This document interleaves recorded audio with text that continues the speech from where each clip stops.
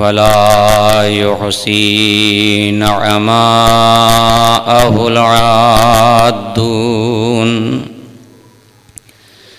ولا يؤدي حقه المجتهدون الذي لا يدركه بعد الهمم ولا يناله غوص الفتن الذي ليس لصفته حد محدود ولا نعت موجود ولا وقت معدود ولا أجل ممدود ثم الصلاة والسلام والتحية والإكرام على النبي المكي المدني القرشي الذي سمي في السماوات بأحمد وفي الأرضين بأبي القاسم المصطفى محمد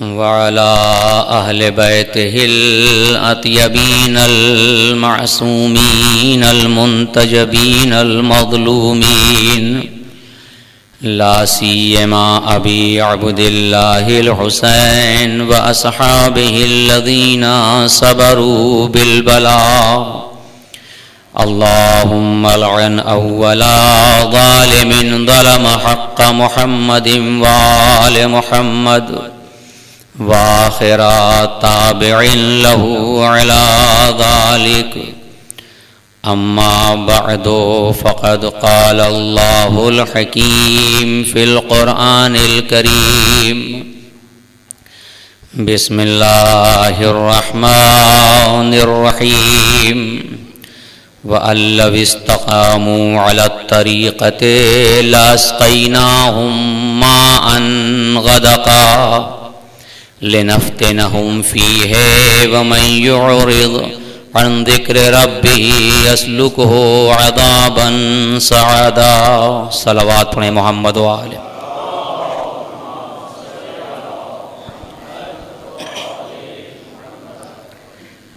عزیزان گرامی، بزرگان قوم، میری ماں اور بہنوں، شہزادی کونین کے لال کے سوگواروں، خدا کا شکر ہے کہ یہ تیسرا سال ہے کہ آپ کی خدمت میں حضور کا شرف ملا ہے. آپ میرے مزاج سے واقف ہیں اور ہم بھی آپ کی سماعتوں سے واقف. پروردگار عالم سورہ جن میں اعلان فرما رہا ہے وَأَن لَّوِ اسْتَقَامُوا عَلَى الطَّرِيقَةِ لَأَسْقَيْنَاهُم مَّاءً غَدَقًا. اگر یہ راستے پر گامزن رہتے استقامت کریں تو انہیں ہم آب فراوان سے سیراب کر دیں گے. لِنَفْتِنَهُمْ فِيهِ، تاکہ ان کا ہم امتحان لیں. وَمَن يُعْرِضْ عَن ذِكْرِ رَبِّهِ يَسْلُكْهُ عَذَابًا صَعَدًا، اور جو اللہ کے ذکر سے روگردانی کرے گا وہ ہمیشہ عذاب کے راستے پر چلتا رہے گا. مولانا تشریف فرما ہے بظاہری ترجمہ دو راستوں کو بیان کر رہا ہے. قرآن کریم یہاں پر دو راستوں کے متعلق اعلان کر رہا ہے وَأَن لَّوِ اسْتَقَامُوا عَلَى الطَّرِيقَةِ، اگر ہمارے اس راستے پر تم نے استقامت کی تو تمہیں آب فراوان سے سیراب کر دیں گے، مگر تمہارا امتحان بھی ہوگا. مگر وَمَن يُعْرِضْ عَن ذِكْرِ رَبِّهِ، جو لوگ اللہ کے ذکر سے روگردانی کر لیں گے يَسْلُكْهُ عَذَابًا صَعَدًا، راستے پر وہ بھی چلیں گے مگر وہ عذاب کا راستہ ہوگا. دو راستہ ہے، ایک راہ استقامت ہے اور ایک راہ عذاب ہے. اور انسان دنیا میں دونوں راستوں پر چل رہا ہے۔ سورہ جن معمولاً لوگ اس کو خاص مواقع پہ استعمال کرتے ہیں، پورا قرآن کسی خاص موقع کے لیے نہیں ہے۔ یہ ایک سمندر ہے، کاش ہم اس کا ہمیشہ استعمال کرتے۔ سورہ جن نے دو حقیقت کو بیان کیا ہے کہ کائنات میں انسان اس سے ہٹ کر نہیں ہے، یا انسان استقامت کے راستے پر چل رہا ہے یا عذاب کے راستے پر چل رہا ہے۔ اور کربلا میں بھی یہی دونوں راستے تھے، ایک طرف 72 استقامت کے راستے پر تھے اور ایک طرف لاکھوں عذاب کے راستے پر تھے۔ اور ہو سکتا ہے کہ دونوں راستوں میں کچھ ایسی چیزیں ہوں جو دونوں طرف پائی جاتی ہوں، امکان ہے کہ دونوں راستے میں کچھ ایسی چیزیں بھی ہوں جو مشترک ہوں۔ کربلا اس بات کا فیصلہ کر رہی کہ دھوکہ نہیں کھانا، یہ مشترکات صرف مشترکات ہیں، دین کے نام سے دین کو برباد کرنے کے لیے، دین پہ عمل کے لیے نہیں۔ دونوں راستے ہیں، ایک عذاب کا راستہ ہے، ایک استقامت کا راستہ ہے۔ کچھ مشترکات ایسے ہیں جس کو دشمن بھی استعمال کرتا ہے اپنی دنیا کو بنانے کے لیے، لہذا اگر 72 کا راستہ استقامت کا تھا تو ادھر نماز ہو رہی تھی، ادھر راستہ عذاب کا تھا وہاں بھی نماز ہو رہی تھی۔ تلاوت قرآن یہاں بھی ہے، تلاوت قرآن وہاں بھی ہے، اللہ کا نام یہاں بھی ہے، اللہ کا نام وہاں بھی ہے، دونوں راستے ہیں، مگر یہ استقامت کا راستہ ہے، وہ عذاب کا راستہ ہے۔ مشترکات کچھ ایسے ہیں جن سے دھوکہ دیا جائے گا، اور یہ ہر دور میں ہوگا۔ ہر دور میں استقامت کے راستے کے مقابلے میں ایک راستہ آئے گا جو ہوگا حقیقت میں عذاب کا راستہ، مگر شکل دین کا لے کر آئے گا، دین کی شکل ہوگی۔ کل بھی کربلا میں پسر سعد نے تیر چلایا تو اس نے یہی کہا اللہم اشہد، پروردگار تو گواہ رکھنا پہلا تیر میں حسین پہ مار رہا ہوں۔ اللہ گواہ بنا رہا تھا اور تکبیر بلند کر رہا تھا۔ آج بھی خدا کے نام پہ مسلمان کا قتل ہوتا ہے، تکبیر بلند ہو رہی ہے، راستے سامنے ہیں۔ اگر استقامت کا راستہ چھوٹ گیا، نماز کی، تلاوت کی، ان دھوکوں میں چلا گیا، تو اتنا خیال رہے کہ کل بھی یہ کام ہو چکا، نیا کام نہیں ہے یہ۔ لہذا آج ضرورت اس بات کی ہے کہ ہم استقامت کے راستے کو سمجھیں ہے کیا وہ راستہ۔ دیکھیے ایک کربلا میں محمد صلی اللہ علیہ وسلم نے ایک جملہ فرمایا ہے، اگر اسی میں 3 دن گفتگو کروں گا آپ سے، رضن بقضائہ و تسلیما لامرہ۔ پورے کربلا کا مقصد بیان کیا امام حسین نے، رضن بقضائہ و تسلیما لامرہ۔ اللہ کے امور کے سامنے امام حسین راضی ہے، تسلیم ہے۔ تسلیم کا نتیجہ کیا ہوتا ہے؟ استقامت۔ تسلیم ہے تو استقامت ہے، اگر تسلیم نہیں تو استقامت نہیں ملتی۔ تسلیم خود کہاں سے آئے گی؟ تسلیم کے لیے مقدمہ چاہیے، تسلیم کے لیے معرفت ضروری ہے۔ معرفت ہے تو تسلیم ہے، اور تسلیم ہے تو استقامت ہے۔ یہ روز نماز میں اہدنا الصراط المستقیم کی جو بات ہوتی ہے، استقامت کی بات ہے۔ ہر مسلمان کوشش کرتا ہے استقامت کی۔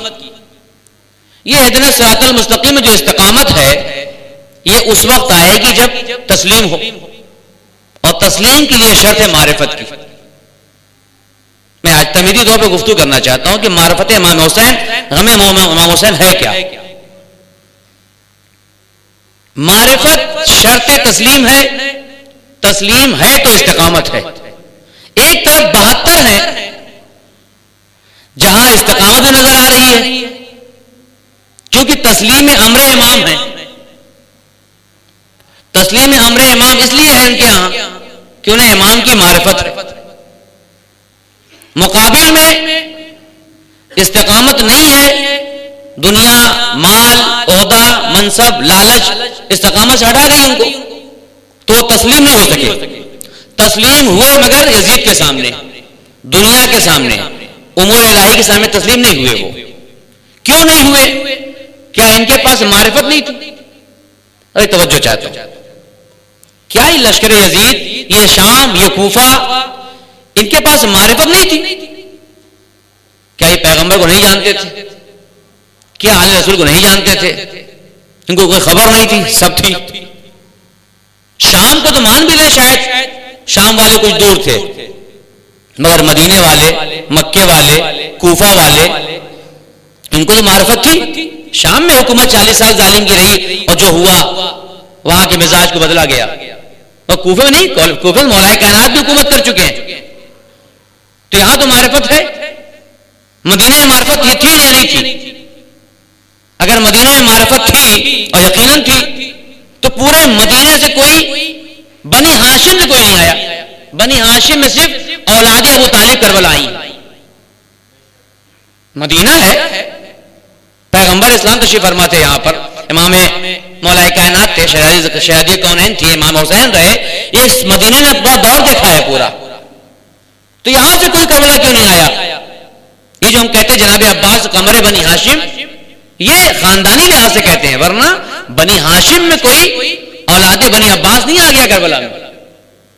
صرف بنی ابو طالب آئے، اولاد ابو طالب کے علاوہ کربلا میں کوئی نہیں آیا ہے. یہاں سے مدینے سے، اس خاندان سے، بنی ہاشم کے. مگر معرفت تو تھی ان کو، معرفت تھی نا، پورے مدینے کو معرفت. اگر معرفت تھی تو ان کو تسلیم ہونا چاہیے امام کے سامنے. تسلیم ہوتا تو استقامت ہوتی ان کے اندر، دنیا ان کو راستے ہٹاتی نہیں. تو پھر کیا تھا ان کے پاس، مدینے والوں کے پاس، کوفے والوں کے پاس، مکے والوں کے پاس؟ جب معرفت تھی تسلیم کیوں نہیں ہوئی؟ اگر معرفت ہے تسلیم ہو جاتے. عزیزو، معرفت تنہا کافی نہیں ہے. مزاج معرفت یہ ہے کہ دشمن بھی دنیا میں جو ہوتا ہے اس کو معرفت ہوتی ہے آپ کی، اور دوست کو بھی معرفت ہوتی ہے. کبھی ایک انسان کسی کی معرفت حاصل کرتا ہے، معلومات، تاکہ اس کو نابود کر دے. یہ بھی ہدف ہوتا ہے. ایک انسان راتوں دن پیچھے لگا ہوا ہے، ساری تفصیل لیتا ہے آپ کی، کیا کمال ہے، کتنا علم ہے، کہاں جاتے ہیں، ساری معرفت اس کو ہے. ہدف کیا ہے اس کا؟ برباد کرنا ہے، نابود کرنا ہے، حملہ کرنا ہے، کچھ کرنا ہے. اسے ساری معرفت ہے، مگر اس معرفت کا فائدہ اس کو ہدف نہیں. اس کا ہدف جو ہے نابود کرنا ہے. یہ بھی معرفت ہے، مگر معرفت کا ہدف غلط ہے. ایک موقع ایسا بھی ہوتا ہے کہ معرفت ہے، ہدف نابود کرنا نہیں، مگر کوئی فائدہ بھی نہیں پہنچانا ہے، نہ نقصان. خاموش بیٹھا ہے، آپ کو خوب پہچانتا ہے، سب کچھ جانتا ہے، صاحب کمال ہے، صاحب علم ہے، سب کچھ پتا ہے، مگر وہ آپ سے لگاؤ نہیں رکھتا. اس سے کہتے ہیں شقی قلب ہو گیا ہے. نقصان نہیں پہنچائے گا آپ کو، مگر آپ کی بھلائی بھی نہیں کرنے والا ہے. تو ایک معرفت ہے جہاں پہ صرف معرفت ہے، کوئی فائدہ نہیں پہنچانا ہے، نقصان پہنچانا ہے. ایک معرفت ہے جہاں پہ نقصان پہنچانا ہے. قرآن بھی اعلان کر رہا ہے، یریدون ان یطفئوا نور اللہ بافواہہم. ان کا ارادہ ہے کہ اللہ کے چراغ کو بجھا دیں، مگر اللہ ایسا نہیں کرنے دے گا. کیوں؟ ولو کرہ الکافرون ولو کرہ المشرکون. یہ کتنا بھی پسند نہ کرے مگر اللہ اس کو بجھنے نہیں دے گا. ان کا ارادہ یہ ہے. یہ معرفت ایک وہ ہے جو نابود کرنے کے لیے ہوتی ہے، ایک ہوتی ہے جس سے کوئی مطلب نہیں. وہ معرفت جہاں پر تسلیم اور استقامت ہے، وہ معرفت کچھ اور ہے.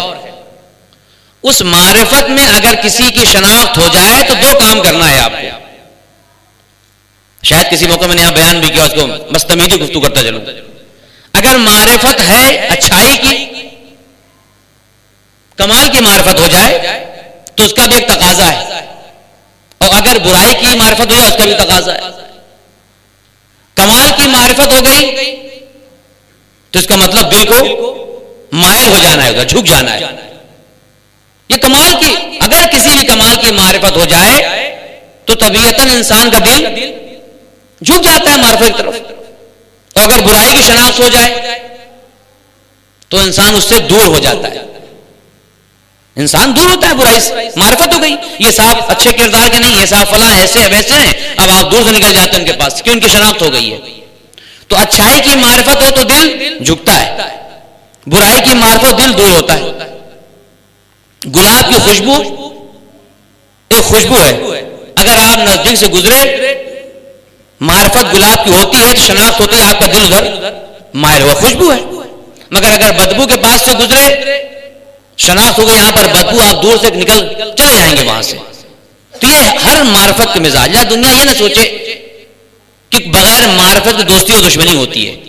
اگر بغیر معرفت کی دوستی اور دشمنی اس کو جنون کہتے ہیں. وہ دوستی دشمنی نہیں ہے.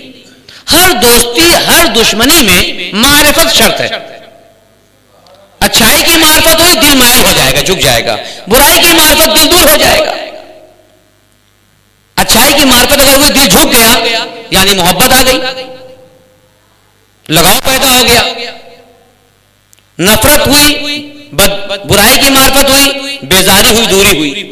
دونوں کا ایک مزاج ہے. اچھائی کی معرفت، کمال کی معرفت محبت لاتی ہے، محبت اطاعت لے آتی ہے. توجہ چاہتا ہوں، محبت اطاعت لے آتی ہے. برائی کی معرفت ہو گئی تو نفرت، بیزاری. برائی کی معرفت نفرت اور بیزاری ہے. اچھائی کی معرفت محبت اور اطاعت ہے.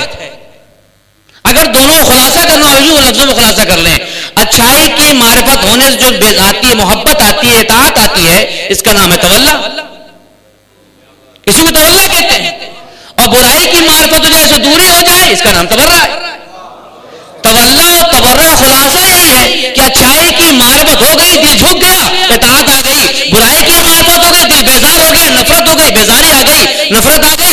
یہی تولا اور تبرہ ہے. دنیا ہمیں یہ نہ سوچے کہ ہمارا ذکر بغیر معرفت کے ہے. ہم ہر کام معرفت کے ساتھ کرتے ہیں. اگر اظہار محبت بھی کرتے ہیں وہاں بھی معرفت ہے، اظہار بیزاری کرتے ہیں وہاں بھی معرفت ہے. ہم معرفت کے ساتھ تبرہ بھی کرتے ہیں، ہم معرفت کے ساتھ تولا بھی کرتے ہیں. ہماری زندگی کا ہر لمحہ، ہم مکتب امام حسین میں ہیں، ہم مکتب اہل بیت میں ہیں، ہمارا ہر کام معرفت کے سائے میں ہے. اگر معرفت نہ ہو تو دیوانگی ہے. اچھائی کی معرفت ہو گئی، کمال ہے، دل جھک جائے گا، پیروی آ جائے گی. برائی کی نفرت اور بیزاری اور برات آ جائے گی. آپ دنیا میں رکھ لیں کسی کو، کتنے ایسے رشتے ہیں دنیا میں ٹوٹ جاتے ہیں. معرفت ہے، دعوی محبت ہے، مگر رشتہ ٹوٹ گیا. میاں اور بیوی میں جہاں طلاق ہو گیا، کیا ہو گیا؟ خیریت تو ہے، چند سال تھے، محبت کا دم بھر رہے تھے، ایک دوسرے کی شناختی ہو گیا. کہنے کہ وہ ہماری اطاعت نہیں کرتی. یعنی جہاں اطاعت گئی وہاں وہ محبت اور معرفت کا بھی خاتمہ. معرفت اور محبت تب کام آتی جب اطاعت ہو. توجہ چاہتا ہوں، شاید میری بات واضح ہو سکے. معرفت اور محبت تب کام آئی جب اطاعت ہو. دوست کی دوستی چھوڑ دیتا ہے کہ ہماری پیروی بات نہیں سنتا. شوہر بیوی چھوڑ کر بیوی شوہر چھوڑ دیتی کہ اطاعت نہیں ہے. وہ بے باپ جس نے پروان چڑھایا، اولاد کو بڑا کیا تھا، محبت کا دم بھرتا تھا، آگ کر دیا. کیوں آگ کر دیا آپ نے؟ کیا محبت نہیں ہے؟ کیا شناخت نہیں ہے؟ کیوں آگ کیا؟ کہا اطاعت نہیں ہے. توجہ چاہتا ہوں، اگر اطاعت نہ ہو تو محبت کارگر نہیں ہوتی. اگر اطاعت نہ ہو تو معرفت کارگر نہیں ہوتی. لہذا مولا کائنات نے نجم العالم میں یہ فرمایا ہے، اول العلم معرفت الجبار. علم کا پہلا حصہ معرفت الجبار ہے. وہ کمال معرفت ہی التصدیق ہو بے. معرفت کا کمال تب ملے گا جب اس میں اطاعت آ جائے. معرفت بغیر اطاعت کسی مفید نہیں آپ کے لیے. تو ہر معرفت کا مزاج، طبیعت اس کے اندر یہ ہے کہ وہ اطاعت چاہتی ہے، برائی سے برات چاہتی ہے.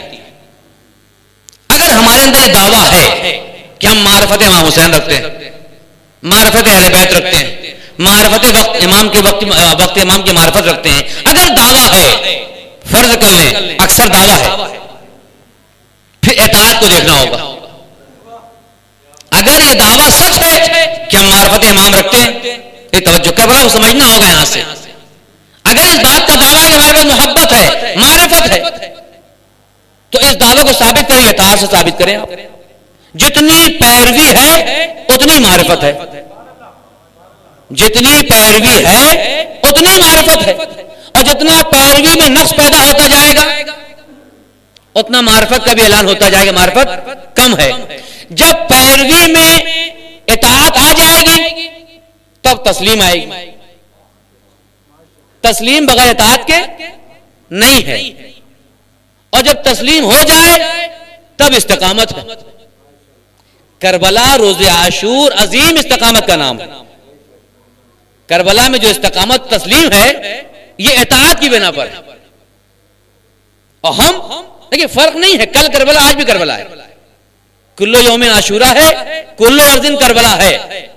ہر وقت امام ہوگا اور ہر وقت امام کے چاہنے والے ہوں گے. ہر وقت امام کی معرفت واجب ہوگی, ہر وقت امام کی اطاعت بھی واجب ہوگی. فرق نہیں ہے. میرے خاص آواز میں کچھ کمی آ گئی زیادہ ہی.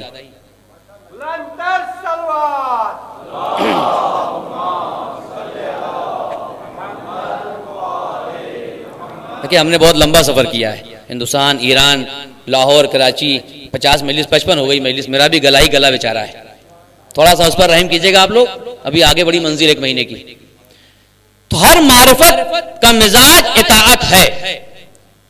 اطاعت ہے تو تسلیم ہے, تسلیم ہے تو استقامت ہے.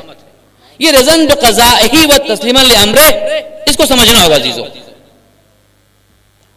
تو جب معرفت ہے, اطاعت ہے, تسلیم ہے, استقامت ہے. اس تسلیم اور استقامت میں اچھا استقامت کی تعریف کیا ہے؟ بعض لوگ سمجھتے ہیں استقامت یعنی ہٹ دھرمی. استقامت کا نام ہٹ دھرمی نہیں ہے. استقامت یعنی توحید کے راستے پر گامزن رہنا. استقامت کی تعریف یہی ہے کہ توحید کے راستے پر گامزن رہنا. تسلیم کیا ہے؟ خود امام حسین نے فرمایا رضن بقضائہ و تسلیما لامرہ, امر خدا کے مقابل تسلیم ہو جانا. اب اگر کوئی اس سے ہٹ جائے, دنیا کے سامنے تسلیم ہو جائے, منصب کے سامنے تسلیم ہو جائے, بچوں کے سامنے تسلیم ہو جائے, یزید کے سامنے تسلیم, جو جتنی تسلیم ہے یہ تسلیم سب مجازی, حقیقی نہیں ہو سکتی. تسلیم صرف خدا کے سامنے ہے. اگر تسلیم ہے تو تسلیم حقیقی تب ہوگی جب اطاعت حقیقی ہوگی, اور حقیقی اطاعت تب ہوگی جب معرفت حقیقی ہوگی. میں آپ کو یہاں تک لایا تمیدی گفتگو میں. آج ہم دعویٰ کرتے ہیں معرفت امام حسین کا, دعویٰ تو ہے نا, انشاءاللہ عمل میں اپنے لیے کہتا ہوں, آپ کو نہیں کہتا. دعویٰ تو ہے اس بات کا کہ امام حسین سے کی معرفت ہے. گریہ کرتے ہیں نا, یہ گریہ کیسا ہے؟ رواداری کی بنا پر ہے, عادت کی بنا پر ہے, یا معرفت کی بنا پر ہے؟ معرفت کی بنا پر ہے. معرفت کی بنا پہ آنسو نکلتا ہے. معرفت کی بنا مجلس کرتے ہیں ہم. کس چیز کی معرفت ہے؟ آنسو کی معرفت, غم امام حسین کی معرفت, امام حسین کی معرفت. کس کی معرفت؟ آنسو بہت قیمتی ہے یہ, لیکن معرفت کے آنسو ہوتا ہے جو دنیا میں بغیر معرفت کے روز کو جزا مل جائے, ملے گی جزا, مگر دنیا میں ملے گی نہیں. وہ آنسو جو آپ کو وہاں تک لے کر جائے گا اس میں معرفت شرط ہے. اس میں معرفت شرط ہے جو لے کے وہاں تک آپ کو جانے والا ہے. تو محرم میں آنسو نکلتا ہے, غم امام حسین میں آنسو نکلتا ہے. اس کا نام ہے غم. غم کی تعریف کیا ہے؟ بزرگ تشریف فرمائے, بتائیں غم کی تعریف. کبھی سوچا ہم نے غم امام حسین کہتے ہیں, غم کی تعریف کیا ہے؟ کسے غم کہتے ہیں؟ کبھی احساس کریں بیٹھ کر کہ خالی لفظ غم نہیں ہے, اس کی ایک تعریف ہوگی. یہ کلمہ ایک لفظ ہے جو موجود ہے, اس کی ایک تعریف ہوگی. غم کی تعریف کیا ہے؟ آپ بہتر بتائیں, بزرگ تشریف فرمائے, شاید میری اصلاح ہو جائے اس میں. اگر آپ کے علم میں اضافہ کہیں گے, مجھے میرے علم میں اضافہ ہو جائے گا. میں 1 ہوں, آپ 1000 ہوں گے, تو اس میں میرا علم زیادہ بڑھ جائے گا آپ سے. اتنے زمانے سن رہے ہیں غم حسین, غم مجلس, تو غم ہے کیا؟ خود غم کیا چیز ہے؟ غم کو سمجھے, غم حسین سمجھ میں آئے. کسے غم کہتے ہیں؟ یہ مجلس و منبر جو ہے نا, یہ مکتب ہے, درسگاہ ہے. ہم بنیادی چیزوں کو بھول گئے. غم کی تعریف نہیں پتا. اگر ہمیں اب کوئی آگے پوچھے کہ روتے ہیں, تو رونے کی تعریف ہی نہیں پتا ہے. کیوں ماتم کرتے ہیں, غم کا اظہار کرتے ہیں, اس کی تعریف نہیں پتا ہمیں. کلیات پہ چلے گئے، جزئی اور بنیاد کو چھوڑ دیا ہم نے. چلے ہم غم کی تعریف آپ بیان کرتے ہیں آپ کے سامنے اپنے بچوں کے لیے، بزرگ بہتر جانتے ہیں، یا ہمسین اور کمسین سے گفتگو کر رہا ہوں میں.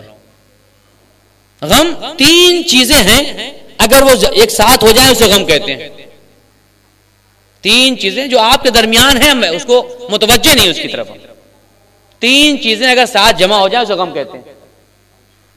مطلوب کو لینا،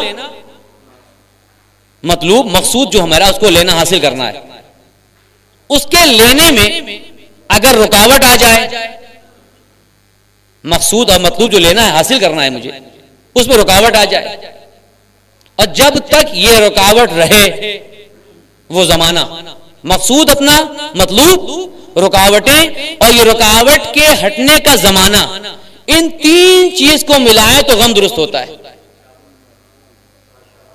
ان 3 چیز کو رکھے تو غم بنے گا. مثال لے لیں، ایک صاحب گئے جاب کے لیے، انٹرویو کے لیے. مقصود کیا ہے ان کا؟ جاب ہے نا، مطلوب ہے، چاہتے ہیں وہ مل جائے ان کو. وہاں گئے، اس نے کہا نہیں آپ میں کچھ کمیاں ہیں، یہ ڈگری نہیں، یہ چیز نہیں، یہ چیز کو لے کے آئیے. اب یہ وہاں سے نکلے، ہنستے ہوئے نکلیں گے؟ ہنسیں گے نہیں نا. یہ محزون، پریشان، غمگین، کیا ہو گیا؟ کہا مقصود نہیں ملا، مطلوب حاصل نہیں ہوا. ہو کیا گیا؟ کہا کچھ رکاوٹیں ہیں، کچھ کمیاں تھیں جن کو دور کرنا ہوگا. جب دور کر لیں گے پھر مقصود مل جائے گا. تو جب تک وہ کمی دور نہیں ہوتی تب تک کیا رہیں گے؟ یہ توجہ چاہتا ہوں. جب تک وہ مقصود نہیں ملتا غمگین ہے، کیونکہ بیچ میں کچھ رکاوٹیں، موانع آ گئیں. ان موانع کو ہٹانے کے لیے جب تک وہ زمانہ ہے، جب تک نہیں ہٹتے انسان غمگین ہے، پریشان ہے، دوڑ رہا ہے، جا رہا ہے، آ رہا ہے، چہرہ اترا ہوا ہے حالات پر. کیا ہو گیا ہے؟ کہا رکاوٹوں کو ہٹانا ہے.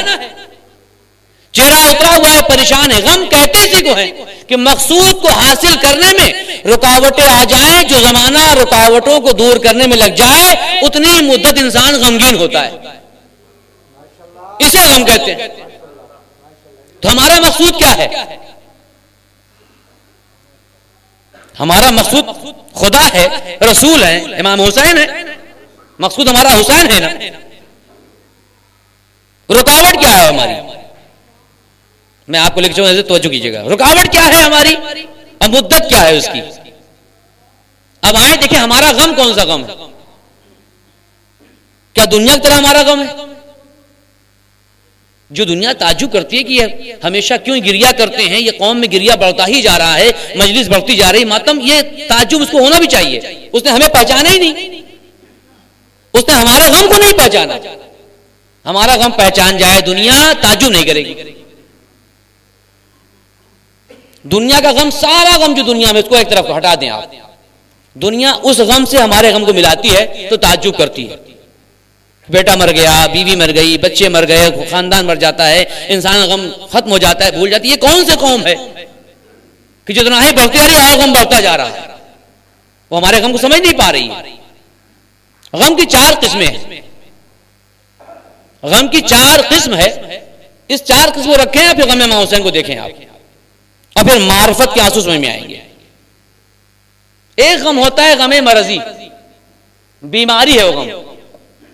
اس کو کہتے ہیں بیماری. قرآن میں فی قلوب مرض فزادہم اللہ مرضا، ان کے دل مریض ہے، اللہ ان کی بیماری کو اور بڑھا دے گا. تو یہ غم بیماری ہے جس کی اسلام نے مذمت کی ہے کہ خدا نہ کرے کوئی اس میں مبتلا ہو. کہا یہ غم اچھا نہیں ہے، اس میں حرمت ہے، حرام ہے، غلط ہے، یہ نہیں پائے، اس کو اختیار نہیں کرنا. اس کی مثال لے لیں، کسی کو کسی سے حسد ہو جائے، یہ حسد بیماری ہے. توجہ چاہتا ہوں. حسد بیماری ہے. حاسد کو غم رہتا ہے، خوشی رہتی ہے. اس کو دیکھ کے پریشان رہے گا، بھائی کیوں غمگین ہیں آپ؟ اللہ نے آپ کو دیا ہے، کھاتے پیتے رہے سب کچھ، اللہ نے یہ کیا معاملہ کیا ہے؟ بظاہر کو نظر نہیں آتا، مگر باطن اس کا اس سے حسد کر رہا ہے. اس کی ہر ترقی پہ اس کو غم ہوتا ہے، اس کی ہر عزت پہ اس کو غم ہوتا ہے. کیوں؟ اس لیے اس کے اندر غم مرضی پایا جاتا ہے. اسلام کا یہ غم اچھی چیز نہیں ہے، اس کو اپنے آپ سے نکالو. یہ غم لائق تعریف نہیں ہے، مذمت. ایک غم اور آتا ہے جسے غم دنیاوی کہتے ہیں، یہ اس سے بھی برا ہے. اس کی بھی اسلام نے مذمت کی، کہا اس کو نہیں اپنانا ورنہ ہمیشہ پچھتاؤ گے. اور خدا نہ کرے ہم مبتلا ہوں، اکثریت مبتلا ہے اس میں. غم دنیاوی کیا ہے؟ غلط چیز کے لیے حاصل کر پڑھنا اور نہ ملنا. نوکری نہیں ملی، روتا جا رہا ہے، گریا کرتا ہے، خدا کو بھول جاتا ہے، دین بھول جاتا ہے. شہرت کے لیے غمگین ہے کہ شہرت نہیں مل رہی ہے ہمیں. منصب کے لیے غمگین ہے، منصب نہیں مل رہا ہے. عزت کے لیے غمگین، عزت نہیں مل رہا ہے. اور مثال لے لیں، الیکشن ہو جائے کمیٹی کا، دیکھیں آپ مسجد کا متولی بننا ہے، دو آدمی کھڑے، بڑے دوست تھے پرانے آپس کے، اور جیسے ہی الیکشن ہوا ایک ہار جائے، کیا ہوتا ہے؟ چہرہ اتر گیا، ملنا بند، ملاقات کا کیا ہوگا؟ خیریت؟ تو کوئی خدا کا انکار ہو گیا؟ نہیں. یعنی منصب چاہیے تھا، خدا نہیں چاہیے تھا آپ کو. توجہ چاہے تو غم خدا کے لیے نہیں ہے، یہ دنیا کا غم ہے. اگر خدا کے لیے تھا، الیکشن ختم ہو گیا، ہماری اپنی خدمت، ان کی اپنی خدمت ہوگی، کہ خدا کے لیے کھڑے ہوئے تھے نا ہم تو. لیکن میری انجمن، میرا ماتم، میری مجلس، میں فلاں ہوں، میں مسجد بن جاؤں، مجھے شہرت مل جائے، مجھے عزت مل، یہ سارا غم ہے. نہ ملنے پہ غم آ جاتا ہے. اسلام نے کہا اس کی بھی تعریف نہیں ہے، اس غم کو دور کرو، یہ بیماری ہے. اس غم کو نکالو اپنے آپ سے، یہ غم مذمت کا ہے. تیسرا غم آتا ہے جس کی تعریف کی گئی ہے، وہ غم انسانی ہے. توجہ چاہیے، میں غم حسین میں اب لانا چاہتا ہوں کہ معرفت کے آنسو سمجھ میں آ جائیں. بس آپ اہل علم تشریف فرمائیں یہاں پر. تیسرا غم ہے جو انسانی ہے، ہونا چاہیے. اسلام اس کی تعریف کر رہا ہے. ہاں یہ غم اچھی چیز ہے، اس غم کو رکھو. اس کی مثال لے لیں آپ. ایک مومن بڑا دیندار ہے اور خدا نہ کرے نماز صبح اس کی قضا ہو جائے، نماز صبح اس کی قضا ہو جائے. اب یہ پورے دن غمگین رہتا ہے. یہ پہچان ہے ایک مومن کی. واجب ترک ہو گیا تو اس کا چہرہ اترا ہوا ہے. وہ لوگ چہرہ اترا، دل پریشان رہتا ہے، غمگین رہتا ہے اندر سے. یہ کیا ہو گیا آج؟ میری نماز قضا ہو گئی. یہ کمال ہے. اسلام نے اس غم کی تعریف کی، اس کی جزا بھی دے گا. اس غم کی جزا بھی دے گا. مومن کی توہین کر گیا، اب توہین کے بعد پریشان ہو جاتا ہے، کیا کیا میں نے؟ ایک مومن کی توہین کی ہے. جب تک پریشان ہے، غمگین ہے، جزا مل رہی ہے اس کو خدا کی طرف سے کہ جاؤ معذرت خواہی کر لو، تم کو میں جزا دوں گا اس کی. یہ غم لائق تعریف ہے. یہ غم لائق تعریف ہے کہ ترک واجب یا کسی گناہ میں مبتلا ہونے پر ایمان کا کمال یہ ہے کہ اس کا ضمیر بیدار ہو جاتا ہے. وہ اندر سے آواز آتی، کیا کر دیا تم نے؟ دور ہو گئے تم خدا رسول آل محمد سے، جاؤ نزدیک کرو اپنے آپ کو. تب یہ غمگین رہتا ہے. جب تک توبہ، استغفار، معذرت قضا نہ کرے تب تک وہ پریشان رہتا ہے.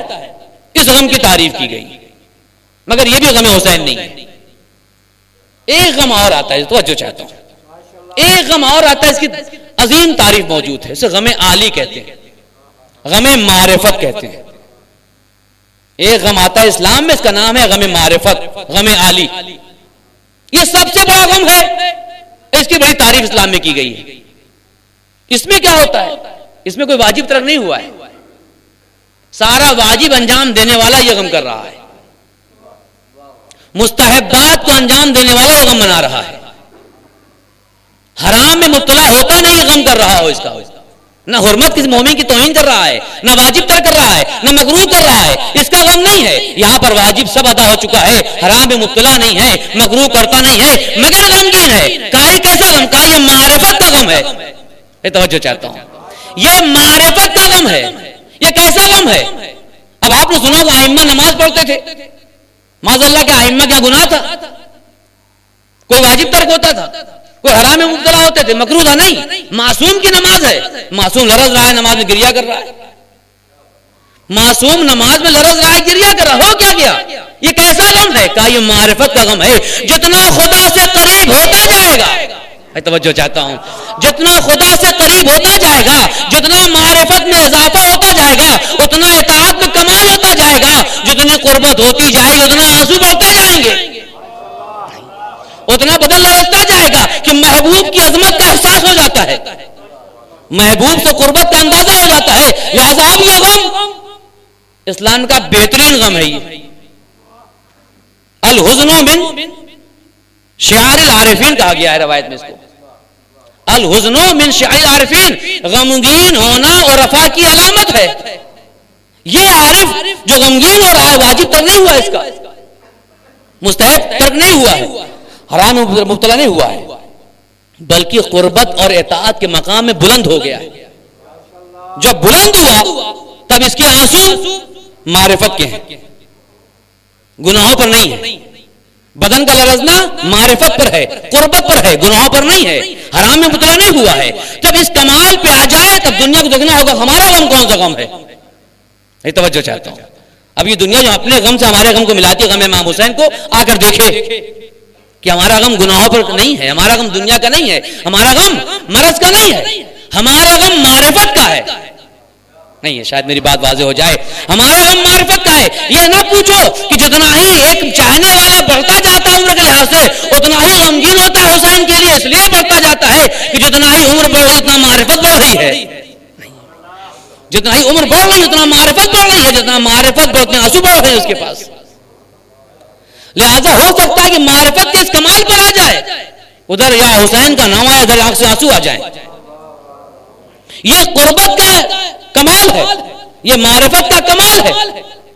اب جب اس مقام پہ انسان آ گیا, اہل علم تشریف فرمائیں, کمال زمانے اور مکان دونوں کو دو طریقے سے ملتا ہے. کبھی مکان عظمت والا ہوتا ہے تو وہ مکین کو عظمت دے دیتا ہے. توجہ چاہتا ہوں. کبھی مکان میں عظمت پائی جاتی ہے تو اب جو مکین ہوگا اسے عظمت مل جائے گی. کبھی مکین میں عظمت ہے وہ آ کے مکان کو عظمت دے دیتا ہے. نہیں شاید توجہ عزیزو, کبھی مکان میں عظمت ہے, مکین عظمت پا جائے گا, اس سے لے لے کسب کرتا ہے, کسب فیض ہے. کبھی مکین میں عظمت پائی جاتی ہے وہ مکان کو فیض پہنچاتا ہے. ایسے ہی زمانہ ہوتا ہے. کبھی زمانہ بڑا اہم ہوتا ہے تو اس زمانے میں جو آئے گا وہ بھی کچھ اہمیت پا جائے گا, عظمت پا جائے گا. کبھی نہیں, خود زمانی اتنا اہمیت والا ہے کہ جو زمانہ اس کے اوپر آ جائے گا وہ زمانہ اہمیت پا جائے گا. شاید میری بات توجہ چاہتا ہوں تو شاید میری بات واضح ہو. کبھی مکان مکین کو, کبھی مکین مکان کو, کبھی زمان زمانے کو, کبھی زمانی زمان کو. مکہ ایک مکان ہے, عظمت والا ہے نا, مکان معتبر ہے, تو اب جو بھی آئے گا وہ معتبر ہو رہا ہے نہیں ہو رہا ہے, حاجی کہلائے گا. یہاں پہ مکین نے مکان کو عظمت دے دی ہے, یہاں پر مکان نے مکین کو عظمت دے دی کہ اب جو بھی خانہ خدا میں آئے گا وہ عظمت والا کہلائے گا. لوگ اس کو کہیں گے, ملیں گے, سر گلے ملیں گے, بھائی حج کر کے آ رہا ہے, حرام, ساری چیزیں, کیوں کہ مکان معتبر ہے. تو مکان کا اعتبار مکین کو اعتبار دیتا ہے. کبھی مکان نہیں, مکین معتبر ہے, وہ مکان کو بھی اعتبار دے دے گا. مدینہ معتبر نہیں تھا, توجہ چاہیے, مدینہ معتبر نہیں تھا کیونکہ مکین رسول جیسا ہے. ایسا میری بات واضح ہو جائے, مکین رسول جیسا ہے تو اس مکین نے اس مکان مدینہ کو بھی معتبر کر دیا. اب مدینہ گلیاں بھی اچھے لگتے ہیں, بازار بھی اچھے لگتے ہیں, سب اچھا لگتا ہے. کیوں؟ یہ اچھا تھا نہیں, یہ بھی سب کی طرح تھا, مگر مکین معتبر ہے. تو سارا مسلمان گلی کا قصیدہ پڑھتا ہے, بازار کا قصیدہ پڑھتا ہے, مدینے کے ہر ایک قصیدہ کیوں پڑھ رہا ہے؟ کہا مکین معتبر ہے جس نے مکان کو معتبر کر دیا. ایسے ہی زمان و زمین زمانی ہوتے ہیں. 10 ذی الحجہ معتبر دن میں نہیں تھا, 10 ذی الحجہ کوئی معتبر دن تو نہیں تھا, ایک زمانی نے اس کو معتبر بنا دیا. ایک زمانی تھا جس کی خلت, جس کی محبت, جس کی قربانی نے اس زمانے کو معتبر بنا دیا. ابراہیم کی قربانی نے, زمانے ابراہیم ہے, یہ 10 ذی الحجہ کا زمانہ ابراہیم جیسے لوگوں سے معتبر ہو گیا, ورنہ پہلے بھی تھا. اعتبار ابراہیم دے رہے ہیں اس کو. ایسے ہی زمانی کو معتبر زمانہ کر دیتا ہے. کتنے حادثات دنیا میں سے ہوئے ہیں, واقعات, کہ وہ دن بڑا معتبر تھا. اب یہی مثال لے لیں آپ, 10 ذی الحجہ معتبر ہو گیا نا, زمانہ بھی یہ زمانہ بھی معتبر بن گیا. اب اس زمانے میں جو جائے گا وہ بھی, زمان و زمانے دونوں ایک ساتھ چلتے ہیں, کبھی اس میں ہے کبھی اس میں ہے. توجہ عزیزو, رمضان کیا ہے؟ خود معتبر زمانہ، رمضان خود معتبر نہیں تھا، بقیہ ایام کی طرح رمضان بھی ایک مہینہ تھا، مگر کیونکہ اس زمانے میں ایک زمانی قرآن کی شکل میں آیا، توجہ دیجیے، میں آپ کو جہاں لے چلنا چاہتا ہوں، ایک زمانی قرآن کی شکل میں آیا، لیلۃ القدر کو رکھا، شب قدر کو رکھا، قرآن کو نازل کیا، لہذا رمضان معتبر۔ رمضان میں جو چیز واقع ہوئی ہے اس زمانے کو زمانے نے معتبر بنا دیا۔ اب جب رمضان معتبر ہو گیا تو پیغمبر نے کیا خطبہ شعبانیہ میں فرمایا؟ دعاؤکم فیہ مستجابہ۔ رمضان کے مہینے میں، زمانے میں، یہ زمانہ مہینہ رمضان کا ہے، اس زمانے میں تمہاری دعا مستجاب ہوگی۔ نومکم فیہ عبادہ، سو گے تو عبادت، شوال میں سو جائیں عبادت نہیں ہے، یہ توجہ چاہتا ہوں، ذیقعدہ میں سو جائیں عبادت نہیں ہے۔ نومکم فیہ عبادہ، اگر تم اس میں سو گئے تو عبادت۔ انفاسکم فیہ تسبیح، اس میں اگر تم سانس لو گے وہ بھی تسبیح۔ شوال میں تسبیح کا فائدہ نہیں ہے سانس لینے کا، توجہ عزیزو۔ تو زمانے کو زمانے نے معتبر بنایا، وقت کم ہے میرے پاس، معتبر بنایا، تو رمضان قرآن کی وجہ سے معتبر ہو گیا۔ اور مثال نہیں دیتا، وقت نہیں اتنا، زمان کو معتبر بنا رہا ہے۔ تسبیح، آپ انصاف سے بتائیں، تسبیح اختیار ہے غیر اختیار ہے؟ اختیار ہے نا تسبیح، آپ جو بھی تسبیح پڑھتے ہیں اختیار سے پڑھتے ہیں۔ سانس لینا کیسا ہے؟ غیر اختیار ہے نا۔ اسلام میں جزا اور سزا اختیار پہ غیر اختیار پر ہے؟ توجہ چاہتا ہوں، میں آپ کو لے چلنا چاہتا ہوں آنسو کے ہاتھ۔ اسلام میں جزا اور سزا اختیار پر ہے، تسبیح بھی اختیار سے کرتا ہے انسان، جو بھی عمل اچھا کرے گا جزا پائے گا اختیار سے، برا سزا۔ اگر اختیار سے ہے تو جزا اور سزا کا سارا انحصار آپ کے اختیار پر ہے نا ایسا کہ سارے اعمال۔ اچھا، تسبیح بھی قرآن نے 3 شکل میں پیش کیا ہے۔ زمانہ 3 ہوتا ہے، یا ماضی یا حال یا آئندہ، یہی ہوتا ہے 3 زمانہ۔ سب سے عظیم عبادت تسبیح ہے، سب سے عظیم عبادت تسبیح ہے۔ زمانہ گزشتہ بھی ہے، حال ہے، آئندہ والا امر ہے۔ کر چکے کرو، کر چکے کر رہے ہیں اور کرتے رہو، یہ 3 زمانہ ہوتا ہے۔ قرآن نے تسبیح کو تینوں شکل میں پیش کیا ہے۔ ایک مقام پہ کہا ہے سبح للہ ما فی السماوات و ما فی الارض، ماضی میں جو کچھ تھا تسبیح کر رہا تھا۔ سورہ جمعہ میں کیا کہا؟ یسبح للہ ما فی السماوات، کر رہے ہیں تسبیح۔ سبح للہ، جو کچھ ماضی میں سب تسبیح کر رہے ہیں زمین و آسمان میں۔ یسبح للہ، حال میں جو کچھ ہے سب زمین و آسمان میں تسبیح کر رہے ہیں۔ ایک اور آیت آئی جو آپ انشاءاللہ عید میں پڑھتے ہیں، حد عقل، سبح اسم ربک الاعلی، تسبیح کرو رب اعلیٰ کی، تسبیح کرو اپنے رب اعلیٰ کی۔ کر چکے تسبیح، کر رہے ہیں اور کرتے، یہ توجہ چاہتا ہوں۔ تینوں زمانوں قرآن نے تسبیح میں اکٹھا کیا، تسبیح کرتے رہے زمین و آسمان، کر رہے ہیں اور کرتے رہو۔ تسبیح اختیار میں ہے کہ نہیں؟ اختیار میں ہے نا، جزا عمل کی اختیار ملے گی آپ کو، ہر جزا اختیار پہ ملتی ہے۔ اب آئیں آخری جملہ کے حوالے کر رہا ہوں۔ حضرت امام ناطق امام جعفر صادق علیہ السلام ارشاد فرماتے ہیں،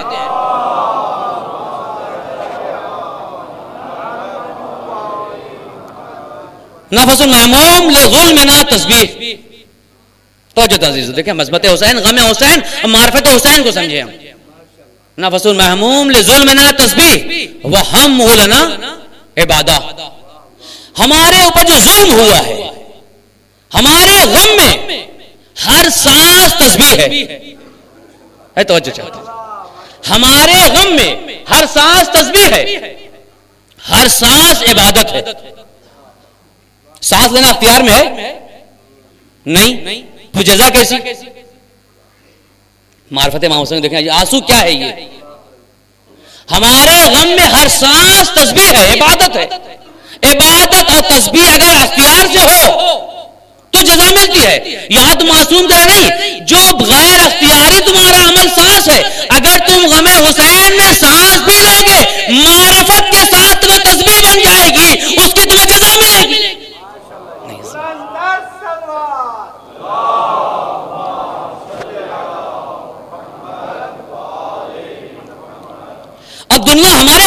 سمجھے. ہمارا غم حسین کا ہے, ہمارا غم معرفت کا ہے, یہ دنیا کا نہیں ہے, انسانی نہیں ہے, مرضی نہیں ہے, یہ معرفت کا غم ہے. جتنا جتنا ہماری معرفت میں اضافہ ہوتا جائے گا اتنے ہمارے آنسو بڑھ جائیں گے, اتنا غم بڑھ جائے گا. اور جب غم بڑھتا جائے گا تو ایک دن ایسا بھی آئے گا کہ اب ہم اگر سانس بھی لیں گے وہ بھی تسبیح بن جائے گا, ہاتھ اڑنا وہ بھی ثواب, ماتم کرنا وہ بھی ثواب, بیٹھنا وہ بھی ثواب, سونا وہ بھی ثواب, رہنا غم حسین میں وہ بھی ثواب. بن اب کا او تباہ کا, روئے گا رلائے گا, رونے جیسا بن جائے گا, سب کا ثواب ملے گا. اس لیے کہ معرفت کا غم ہے. من بکا او اب کا او تباہ کا فلاح الجنہ, جو روئے گا رونا جیسا بن جائے گا یا رلائے گا سب پر جنت. جنت ایسا نہیں مل جائے گی آنسو سے, جنت اس آنسو پہ ملے گی جہاں پہ معرفت پائی جاتی ہو, معرفت میں اطاعت پائی جاتی ہو, اطاعت میں تسلیم ہو اور تسلیم میں استقامت ہو. اب اگر اس راستے پر آ گئے تو 72 میں جو کربلا میں آئے تھے وہ اسی طریقے سے آئے تھے. ان کے یہاں معرفت تھی, ان کے یہاں اطاعت تھی, ان کے یہاں تسلیم ہے. اب استقامت ہے تو کربلا میں 72 نظر آئے, ورنہ کوفے والے کوفے میں رہ گئے, مدینے والے مدینے میں رہ گئے, مکے والے مکے میں رہ گئے, اور 72 اس تسلیم کے ساتھ آئے جہاں پر وقت کے امام کے اطاعت پائی جاتی تھی. تو ہمیں اگر استقامت کا دعویٰ ہے, اگر معرفت کے آنسو نکلتے ہیں, غم حسین کی معرفت ہے, تو دیکھنا ہوگا کہ معرفت کس حد تک ہے. اس کا اندازہ اطاعت سے لگے گا. اطاعت کو تسلیم میں سمجھیں گے, اور تسلیم تب ہے جب استقامت ہو جائے. کوفے والے ہل گئے, چلے گئے ہاتھ سے.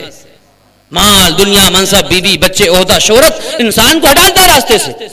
نہیں کتنے گمراہ ہو گئے, استقامت ان کو نہیں مل سکی. یہ اہدنا الصراط المستقیم کہنے والا سمجھے پہلے کہ معرفت کی حد میں کتنا آیا ہے. اگر معرفت کی وادی میں آگے بڑھ گیا تو سب محفوظ. اگر یہاں پہ کمی آ گئی چیزوں تو نہ اطاعت رہ جائے گی, اور جب اطاعت نہیں تسلیم نہیں, تسلیم نہیں تو استقامت نہیں ہوگی. پھر وہی کل یوم عاشورہ کل ورزن کربلا. وہ کل امام حسین کے ساتھ تھے, آج ہمیں وقت امام کے ساتھ تھے. بات وہی ہے, زمانہ الگ ہے. اس وقت زمانے کو معتبر بنایا حسین نے, آج وقت کا امام اس زمانے کو معتبر بنائے ہوئے ہے. لینے والے میں کمی ہے کہ اس معتبر زمانے میں جا کر اعتبار نہیں لے رہا ہے. ہمیں اب اپنا اندازہ لگانا ہے کہ ہماری معرفت اپنے وقت کے امام کے ساتھ کتنی ہے. ہم نے کتنا کربلا کو پہچانا ہے, ہم نے کتنا معرفت کے آنسو نکالے ہیں. اب یہ ہمیں خود اندازہ لینا ہے. ہم جائیں اپنے آپ کو اپنا محاسبہ کریں بس عزیزو. اور اگر معرفت کے آنسو نہ ہو, آخری جملہ میں ربط مصائب کے لیے, یہ قافلہ کوفے بھی آ گیا نا. کوفے کے دربار و بازار میں سربراہ اہل حرم ہے اور اسیر امام وقت ہے. توجہ چاہتا ہوں, شہداء کا سر نیزے پر ہے. امام سجاد علیہ السلام کی نگاہ خواتین پر پڑی, دیکھا کوفے کی عورتوں کو گریہ کر رہی ہیں. امام مسکرائے. ایک جملہ امام سجاد علیہ السلام نے فرمایا, لماذا تبکون و تناہون لاجلنا فمن قتلنا. ایک کوفے کی عورتوں بتاؤ کیوں نوحہ پڑھ رہی, گریہ ہمارے اوپر کر رہی ہو, ہمارے لیے کر رہی ہو. ہاں, تو امام نے کہا فمن قتلنا, کس نے ہمیں قتل کیا. امام سجاد نے پوچھا کوفے کی عورتوں سے, فمن قتلنا, ہمارا قاتل کون ہے, تم کیوں گریہ کر رہی ہو, ہم پہ نوحہ پڑھو گریہ کر رہی ہو, ہماری حالت کو دیکھے. تو فمن قتلنا, ہمارا قاتل کون ہے, ہمارے قاتل تم ہی تو ہو. یہ آج جو تم آنسو بہا رہی ہو تم ہمارے قاتل ہو. تم نے کل مسلم میں دروازہ بند کر لیا کوفے میں, تم نے اپنے شوہروں کو اندر کر لیا کر کے. مسلم پورے کوفے میں ٹہلتے دروازے بند ہوتے گئے. یہ دروازہ کون بند کر رہا تھا, سفیر حسین کی شہادت کے سبب میں شریک کون ہو گیا تھا, یہ شوہر کیسے کربلا میں آ گئے, یہ فرار کر گئے, یہ سارا حادثہ تم نے کیا ہے. آج ہم پہ گریہ کر رہی ہو, تمہارے آنسو معرفت کے نہیں ہیں. اے توجہ چاہتا ہوں, اے کوفے کی عورتوں, فمن قتلنا, ہمارا قاتل کون ہے. اگر اس وقت تم نے ساتھ دیا ہوتا تو آج ہم اسیر نہ ہوتے, آج میرے بابا کا سر نیزے پہ نہ آتا, آج میرے بھبی کی چادر نہ چھینتی. تم نے اپنے وقت امام کی معرفت نہیں لی, انشاءاللہ گفتگو کل مکمل کروں گا. لہذا آج نتیجہ یہ ہو گیا کہ ہمارا سر نیزے پر ہے, تم گریا کر رہے ہو. ہم تو نیزہ بلند ہو گیا, کامیاب ہو گئے, مگر تمہارا گریا کوئی فائدہ دینے والا نہیں کہ تم نے معرفت امام کو نہیں لیا اپنے وقت. اگر وقت امام کو پہچانا ہوتا تو ہمارے ساتھ کربلا میں ہوتی. یہی درد آل محمد کو شام و کوفہ سے واپس مدینہ تک لے گیا ہے. غم قتل ہونے کا نہیں ہے, غم الشام الشام الشام کا ہے. غم اس بدترین ظلم کا ہے جو کربلا میں ہو گیا. سید سجاد نے 2 ہی سوال کیے مدینے میں, چوتھے امام نے 2 سوال کیا, الشام الشام, اور پوچھا منہال ہرملہ مارا گیا یا نہیں. مولا اکبر قاتل کو پوچھ لیا ہوتا, عباس کے قاتل کو پوچھا ہوتا, چادر چھیننے والے کو پوچھا ہوتا. وجہ کیا ہے کہ امام چہارم اصغر قاتل کو پوچھ رہا ہے. نہیں, اس کو اور میں واضح کر دوں, گلے پر خنجر ہے امام کے, یا گلا کٹ گیا ہے, گلا کٹ رہا تھا, دونوں صورت میں ایک آواز آئی امام حسین کے گردن سے, گلے سے. تو کیا آ رہی تھی؟ کس کو یاد کیا امام حسین نے آخری وقت؟ اکبر کے قاتل کو, عباس کے قاتل کو نہیں. ایک آخری جملہ امام حسین نے شیعوں کو پیغام دیا کر قیامت تک کے لیے, اور وہی امام چہارم بھی کر رہا تھا. شیعتی ما ان شربتم ما عذب فاذکرونی, اے میرے شیعوں, قیامت تک شیعوں کو ایک پیغام دیا ہے اور اپنا غم بیان کیا امام حسین نے آخری وقت. ان شربتم ما عذب فاذکرونی, اگر ٹھنڈا پانی پینا تو میری پاس کی یاد کرنا. سنیں امام حسین نے کیا پیغام دیا شیعوں کو. سب سے بڑا غم کربلا میں تھا کیا؟ شیعتی ما ان شربتم ما عذب فاذکرونی, اے میرے چاہنے والوں, جب بھی ٹھنڈا پانی پینا مجھے یاد کرنا. لو سمعتم بغریب او شہید فاندبونی, جب کسی غریب اور شہید کا ذکر سننا تو میری غربت پر رونا. مجھ سے بڑا کوئی غریب نہیں تھا. نہیں, سنیں عزیزو, یہ غربت کیا تھی امام حسین کی؟ مولا سب سے بڑی غربت کیا تھی؟ تو آپ کہیں لو سمعتم بغریب او شہید فاندبونی, وہ غربت تھی کیا؟ امام نے کہا آپ بتاتے ہیں کیا غربت تھی. لیتکم فی یوم عاشوراء جمیعا تنظرونی, میری غربت کو اگر تم لوگ روزے عاشورہ ہوتے تو دیکھتے. جمیعاً, قیامت تک شیعوں سنو, تنظرونی, تم اگر سب کے سب ہوتے تو قیامت کے دن روزے عاشورہ میری تم مصیبت دیکھتے. وہ کیا غربت تھی؟ لیتکم فی یوم عاشوراء جمیعا تنظرونی, اے میرے شیعوں اگر روزے عاشورہ ہوتے تو میری غربت کو دیکھتے. سب سے بڑی غربت کیا تھی؟ کیف استسقی لطفلی فابوا ان یرحمونی, انہوں نے میرے بچے کو کیسے سیراب کیا. آخری مرثیہ امام حسین پڑھوائیں, کیف استسقی لطفلی فابوا ان یرحمونی. ذرا تم ہوتے روزے عاشور تو ایک باپ کی غربت کو دیکھتے کہ اس کے بچے کو کیسے سیراب کیا گیا. یہ غم مدینے تک آیا, کربلا شام ہوتا ہوا, کیسے سیراب کیا؟ جانتے کیسے سیراب کیا؟ خطبہ امام مقتل میں دے رہا ہے. فرتفعت اصوات النساء بالاویل, خیمے سے دردناک رونے کی آواز بلند ہوئی. مقتل تک امام کے گوشے مبارک سے ٹکرائی. فتقدم الی باب الخیمہ, فوراً پلٹ کے مقتل سے خیمے کے در پر آئے. بہن خیریت تو ہے؟ بھیا جب حل میں ناصر کہتے ہیں, ایک ناصر بے چین ہو جاتا ہے. اے بھیا ایک ناصر ہے جو گہوارے میں بے چین ہو جا رہا ہے. حسین مقصد سمجھ گئے. یا اختہ ناولین بلدی الصغیر, اے بہن میرے بچے کو لے آؤ. مولا بچے کو ماں سے مانگا جاتا ہے, پھوپھی سے نہیں. عجب نے حسین, کہیں یہ جواب تو واپس آنے کے بعد ملے گا. میں نے ماں سے نہیں مانگا, رباب سے لے کے اصغر کو نہیں جاؤں گا. بہن نے اصغر کا حوالے کیا. سنیں عزیزو, کیوں حسین نے آخری وقت مولا نے یاد کیا اور جناب سید سجاد یاد کرتے رہے آخر تک. وہ غم تھا کیا اصغر کا؟ خیمے سے باہر نکلے, وہ بچہ جو پیاسا تھا, مگر خیمے کی چادر تو تھی,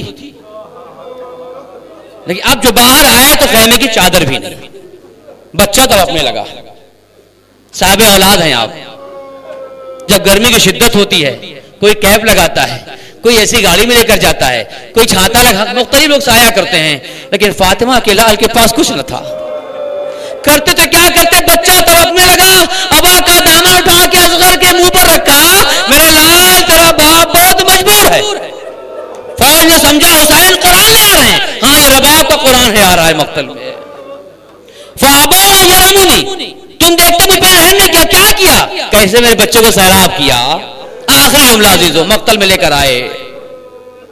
اے قوم، ایک مرثیہ پڑھا ہے، وہ عجیب و غریب مرثیہ امام نے پڑھا ہے، عجیب درد ہے. جناب موسیٰ کے دور میں ایک جوان آیا، اس نے کہا نبی اللہ میرے ہاتھ شل ہو گئے، دعا کر دیں. موسیٰ نے کہا پروردگار اس کے ہاتھ کو واپس کر دے. آواز قدرت آئی، موسیٰ پوچھا اس نے کیا کیا ہے؟ کہا تو نے کیا کیا ہے؟ کہا میں ایک گائے رکھتا ہوں، اس سے زندگی کا معاش اپنے کاروبار چلاتا ہوں. آج میں نے گائے کے بچے کو ذبح کر دیا، اس کا گوشت بیچ دیا، حلال ہے میرے لیے. موسیٰ نے کہا پروردگار اس حلال کام کیا ہے، مباح تھا اس کا کام. تو آواز قدرت آئی، موسیٰ پوچھو کب اور کہاں کیا؟ اس سے پوچھا موسیٰ نے کہاں کیا تم نے؟ کہا کچھ نہیں، گائے کھڑی تھی اس کے سامنے، اس کا بچہ ذبح کر دیا. سنیں عزیزو، آواز آئی، اللہ قدرت کی آواز آئی پر موسیٰ جب اس نے ماں کے سامنے بچے کو ذبح کیا تو گائے نے سر اٹھا کہا پروردگار ذبح کرنا حق ہے مگر ماں کے سامنے نہیں، میں نے اس کے ہاتھ شل کر دیے. موسیٰ نے کہا نکل جا، اتنا بے رحم ہے کہ ماں کے سامنے بچہ ذبح ہوتا ہے. اے موسیٰ آؤ کربلا میں، ذرا فقر موسیٰ کو تو دیکھو، یہاں انسان کا معاملہ ہے. حسین مقتل میں لے کر آئے، رباب کی امانت کو پیش کیا. اے قوم پانی دے دے. یا قوم ان لم ترحمونی فرحموا ھذا الطفل، مجھ پر رحم نہیں بچے پر رحم کھا جا. کیا رحم کرنا ہے؟ جو مائیں بہتر جانتی، خدا نہ کرے کسی ماں کی آغوش سونی ہو جائے، ماں کو نیند نہیں آتی، ماں کا بچہ بیمار ہو جائے نیند نہیں آتی، اور کسی ماں کا بچہ بھوکا اور پیاسا ہو، رباب زندہ زیادہ نہیں رہ سکی. ماں بہتر جانتی 6 ماہ کا بچہ کتنا پانی مانگتا ہے. نہیں، ایک قطرہ پانی چاہیے. آخری جملہ عزیزو، حسین نے کہا ان لم ترحمونی فرحموا ھذا الطفل، اس بچے کو پانی دے دے. دوسرا جو مرثیہ کا مصرع کا عجیب و غریب ہے، اما ترونہ کیف یتلذذ عطشانا، اے فوج شام تو نہیں دیکھتی میرا بچہ کیسے تلذذ کر رہا ہے. امام حسین نے ایک جملہ پورا مرثیہ اور اصغر کی مصیبت کو بیان کیا. ہاتھ پہ بچہ ہے، ایک جملہ کہہ رہے ہیں دیکھ میرا بچہ تلذذ کر رہا ہے. تلذذ عربی زبان میں کہتے ہیں آپ مچھلی کو پانی سے نکال لیں. نہیں عزیزو، مچھلی کو پانی سے نکالیں، اگر مچھلی کچھ دیر تڑپے اور دوبارہ پانی میں ڈال دیں زندہ، اس کو تلذذ نہیں کہتے. مگر ایک موقع ایسا کہ مچھلی کو اتنی دیر تک پانی سے دور رکھیں آپ کہ مچھلی کے آخری وقت مچھلی کا آ جاتا ہے. پانی سے دوری کی وجہ سے مچھلی کا آخری وقت آتا ہے. 2 کام کرتی ہے مچھلی، بار بار منہ کو پھیلاتی ہے، باہوں کو پٹکتی ہے. توجہ چاہتا ہوں، عجیب حسین نے مرثیہ پڑھا ہے. تلذذ کہتے ہیں جب مچھلی کا آخری وقت ہوتا ہے، بار بار منہ کو پھیلائے، باہوں کو پٹکے. حسین نے کہا ما ترونہ کیف یتلذذ عطشا، میرا بچہ تڑپ رہا ہے، بار بار منہ کو کھول رہا ہے، باہوں کو پٹک رہا ہے. ایک قطرہ پانی دے دو، میرا بچہ نہیں بچے گا. پانی نہیں ملا. جب بچے کو پانی نہیں ملتا مائیں کرتی کیا ہیں؟ جب دیکھتی بچہ زیادہ منہ پھیلا رہا ہے، ماں اپنے منہ کو بچے کے منہ پہ رکھ دیتی ہے. جب حسین نے دیکھا فوج بچے کو پانی نہیں دیتی ہے، بچہ بار بار منہ کو کھول رہا تھا. بچے کا مرتبہ حسین راوی کہتا میں دیکھا وہ ہوا منتفل لتقبیل طفلہ، حسین جھکے تاکہ بچے کے منہ پر منہ رکھ دیں. ابھی حسین نے یہ ارادہ کیا تھا فقبلہ منہ قبلہ اصحابہ منہرا، اس سے پہلے کہ حسین بوسہ لیتے وہ ملاقاتی رایا تیر گردن پر بوسہ لے لیا. حسین نے سینے سے لگا لیا، اے میرے لال میں تیرا آخری بوسہ بھی نہ لے سکا.